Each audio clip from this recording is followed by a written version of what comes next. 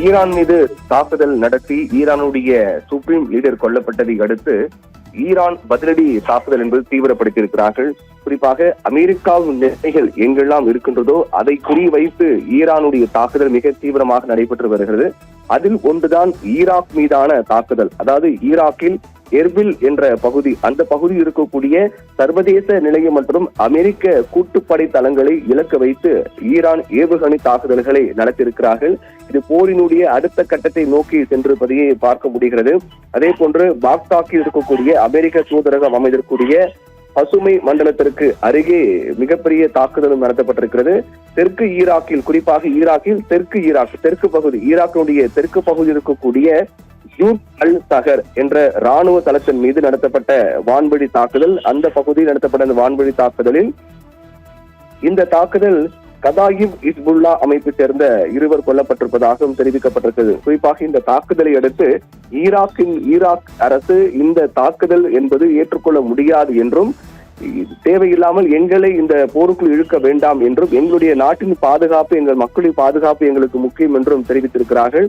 இதை தவிர ஈராக் தவிர ஏற்கனவே பக்ரைன், கத்தார், குவைத் மற்றும் ஐக்கிய அரபு அமீரகம் ஆகிய நாடுகளில் இருக்கக்கூடிய அமெரிக்க ராணுவ தளங்களை ஈரான் இலக்கு வைத்திருக்கிறது. தாக்குதலும் தொடர்ந்து வருகிறார்கள். இதனால் வளைகுடா நாடுகளில் வசிக்கக்கூடிய மக்கள் மிகுந்த ஒரு அச்சத்தினுடைய காணப்படுகிறார்கள். அவர்கள் பாதுகாப்பான இடங்கள் செல்ல வேண்டும் என்று அறிவுறுத்தப்பட்டிருக்கிறது.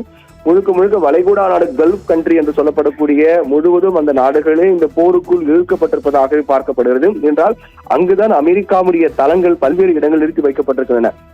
அதன் மீதுதான் இப்போது ஈரான் தரமாரியாக தாக்க தொடங்கி இருக்கிறார்கள். ஈரானுடைய மிகப்பெரிய பலம் என்பது அவருடைய ஏவுகணை தான். அவருடைய ஏவுகணை என்பது மிக துல்லியமாக நீண்ட தூரம் சென்று தாக்கக்கூடிய ஏவுகணைகள் அனைத்தும் ஈரான் வசம் இருக்கின்றது. அதை அவர்கள் பயன்படுத்த தொடங்கி இருக்கிறார்கள். அதனுடைய ஒரு பகுதியாக தான் ஈராக் மீதான தாக்குதல். அதாவது ஈராக்கில் இருக்கக்கூடிய அல் ஆசாத் மற்றும் எர்பில் என்ற தளங்கள் இருக்கின்றன. இவை இரண்டுமே நேட்டோ நடவடிக்கைகளுக்கு ஆதரவாக இருப்பவைதான். நேட்டோ நடவடிக்கைகளுக்கு ஆதரவாக செயல்படுபவை. கடந்த 2020ஆம் ஆண்டு கூட அல் ஆசாத் தளம் ஈரான் நடத்திய ஏவுகணை தாக்குதலும் அப்போது அது இலக்கானது. இப்படியாக அமெரிக்காவுக்கு ஆதரவாக செயல்படக்கூடிய இடங்கள், அமெரிக்காவுடைய நிலைகள், அமெரிக்காவுடைய ராணுவ நிலைகள் வைக்கப்பட்ட இடங்களை குறிவைத்து ஈரான் தரமாரியாக தாக்க தொடங்குகிறார்கள். அதன் ஒரு பகுதியாக தான் ஈராக் மீதான தாக்குதல் என்பது மிக முக்கியமாக பார்க்கப்பட வேண்டிய ஒன்றாக இருக்கிறது.